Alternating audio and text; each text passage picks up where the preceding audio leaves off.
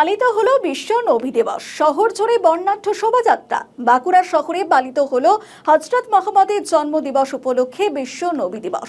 এই বিশেষ দিনটি উপলক্ষে বুধবার বাঁকুড়ার মুসলিম সম্প্রদায়ের মানুষজনের উদ্যোগে সদর এলাকায় একটি বর্ণাঢ্য শোভাযাত্রার আয়োজন করা হয়।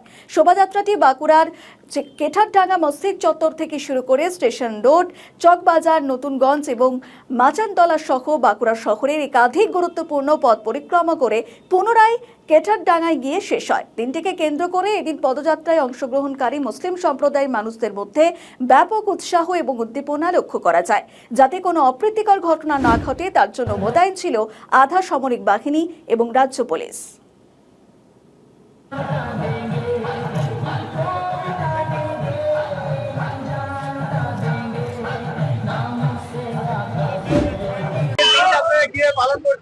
আজকে 26শে আগস্ট 2026।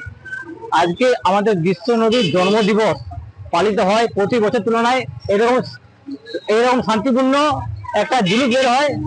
প্রতি বছর তুলনায় এটা হয়ে থাকে, আমরা শান্তিভাবে পালন করি।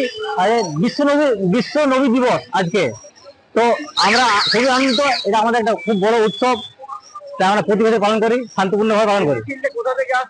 এই মিছিলটা আসছে আমাদের কেঠারডাঙ্গা থেকে। প্রতি বছর কেঠারডাঙ্গা থেকে শান্তিপূর্ণভাবে বেরিয়ে যায়, ঠিক আছে। এটা যাবে মাচানতলা হয়ে, তামলিমান হয়ে আবার ঘুরে যাবে, এদিক থেকে বেরিয়ে ওইটা আবার ঘুরে আবার সেটা চলে যাবে। শান্তিপূর্ণভাবে মিছিল, কোনো কিছু ঝামেলা আমার কিছু নেই।